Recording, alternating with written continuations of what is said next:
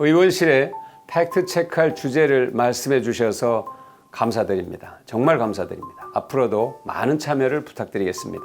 정부의 주택시장 안정화 대책에 대한 문의가 매우 많았습니다. 국민들은 이미 궁극적으로 집은 주거 공간이지 투기 대상이 아니라는 사회적 합의를 만들어 가고 있습니다. 문재인 대통령이 밝힌 투기와의 전쟁은 이런 국민들이 만들어 나가고 있는 사회적 합의를 반드시 실천하겠다는 확고한 의지입니다.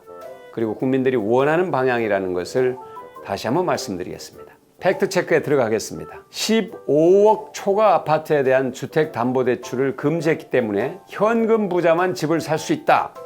여러분, 이 말 어떻게 생각하십니까?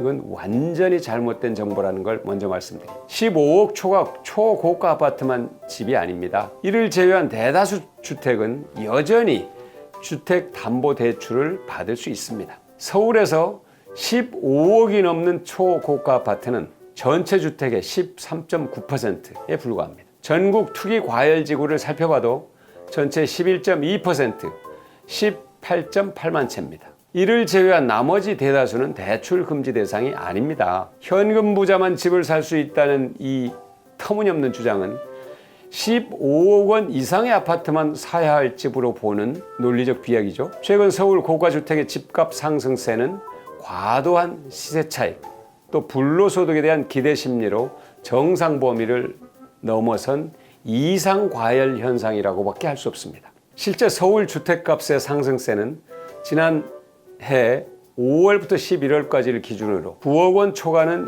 2.57%, 9억 원 이하 주택은 0.34%를 기록했습니다. 이처럼 고가주택에 대한 투기 수요가 집중되고 있고 이 투기가 가능하게 지원하는 도구가 대출입니다. 따라서 투기를 용인하는 대출에 대해서만큼은 제한이 불가피하다, 이렇게 정부가 판단한 것입니다. 이와 함께 15억 원이 넘는 아파트를 사더라도 자금 출처 전수 분석을 통해서 편법 증여와 같은 시장 교란 행위를 엄중하게 조치할 계획입니다. 15억 원이 넘는 아파트를 하더라도 생활 안정자금 용도의 주택담보대출은 허용하고 있습니다. 투기 대출만 제한하는 것입니다. 다시 정리해드리면 이번 조치는 투기적 수요를 차단하고 주택시장을 안정시키기 위해서 15억 원이 넘는 초고가 아파트 주택을 사기 위한 주택담보대출만을 금지한 것이라는 것이죠. 15억 원이 넘는 아파트를 하더라도 생활 안정자금 용도의 주택담보대출은 허용하고 있습니다.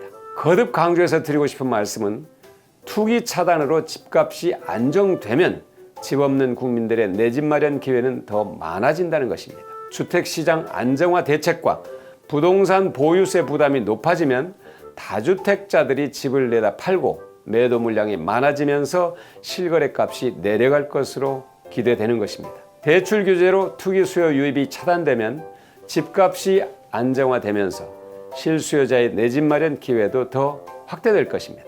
종부세 대상자는 전체 국민 가운데 2.5%입니다. 지난해 기준으로 종부세 과세 대상은 공시가격 9억 원, 시세로 13억 원이 넘는 고가의 집을 소유한 사람이었는데 법인을 제외하면 50만 4천 명으로 전체 국민의 2.5%에 해당됩니다. 그럼에도 특정 지역의 전세난에 대한 우려를 잘 알고 있습니다. 정부는 국민들의 주거 부담을 완화하기 위해서 노력하고 있습니다. 시장 상황을 지속적으로 모니터링하고 세입자들의 부담을 줄여나가기 위해서 최선의 노력을 다하겠다는 말씀을 드립니다. 지금까지 박광원의 3분 팩트체크였습니다.